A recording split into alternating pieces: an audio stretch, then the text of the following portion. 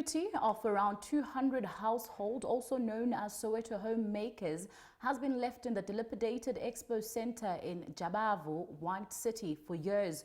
Originally built in 1984 for the Soweto Homemakers Festival, the Expo Center has deteriorated over the years due to alleged mismanagement and corruption. Now, despite their efforts, the residents have encountered difficulties in securing land turner. However, there is renewed hope as a new residential development is set to begin construction very soon. Now, the development promises to offer a significant solution to the community's long-standing challenges.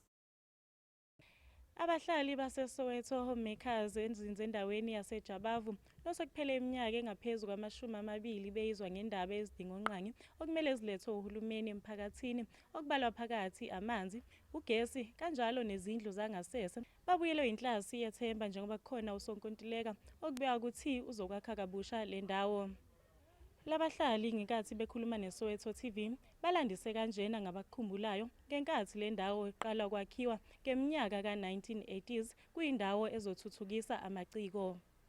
Senesikhathi eside kusukela 96 asemncane lokhu ngihlala lana sengikhulile ukukhula ngifika la ngakhona manje kunzima sekuyihlathi kakhulu sisaba nokuphumela ngaphandle ecaleni asiphuma sirounda kuba right netambama siyasaba nokuphumela ngaphandle. Kwakukahle kunogesi kukhona yonke into ama-services abekhona provided. Wahamba kwaba khona nje ukuthi izinto ezinjalo asayitholi. Sinengane sikanjalo ziyafunda nana. Kodwa ugcine nje into ebenkinga ukuthi azange sithole inhlanhla kakhansela ukuthi asinakekele. Labahlali baqhube ngokulandisa ngosizo ababhekana nalo kule ndawo, kanti-ke kwezinye zezingqinamba ubugebengu sebudlalubi kule ndawo kulandela ukuhlala ebumnyameni kwabahlali ngenxa yokuswela ugesi. Ugesi-ke kule ndawo kubeka ukuthi wakhishwa ngeminyaka ka-2000 njengoba-ke nezigebengu sesithola ithuba lokungena zizenzele umathanda.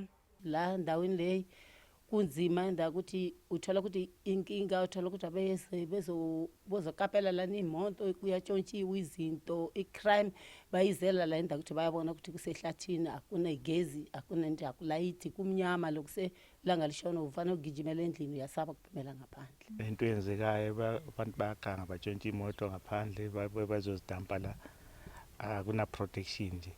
Ngenhlanhla nje leyo ukuthi siwumphakathi olihlala la siwazile ukuma sama saqina idolo. Njengoba sekethule usonkontileka ozokakha busha le ndawo, ikhansela le ndawo uHamilton Chetsanga unabe kabanzi ngalesakhiwo.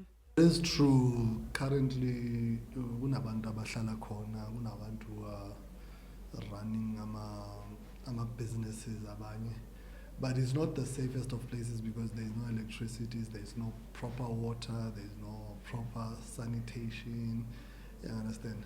Which we as the government have tried to make shift, you understand, to put mobile toilets, to get them amanzi, to have also fix some of the toilets that are there, and try to make sure pick it up, also picks up some of the litter so that our people can at least have a certain amount of dignity, but there are things that need to be fixed because there is no electricity lapaya, so it's not a nice place for a person or a dignified place. Abahlali baseSoweto homemakers bathi-ke basilindele ngabomvu lesakhiwo okulindeleke sishintshe izimpilo zabo. Sihleli ebuhlungwini kodwa we protect our own place, you know. Abantu they don't know into esifacana nayo la on a daily basis, you know, as youth, as umuntu okhulayo uyafisa na ukuthi kungathi endaweni yethu ngaba na this and that, but you know when you go outside kunabo Wi-Fi kunani, but in this place there's nothing like that. You know, we living ngathi we are in another province while we still here in Gauteng, understand. Le ndawo beyisikhungo esasihlalisa amaciko ahlukene abeyingxenye yeSoweto homemakers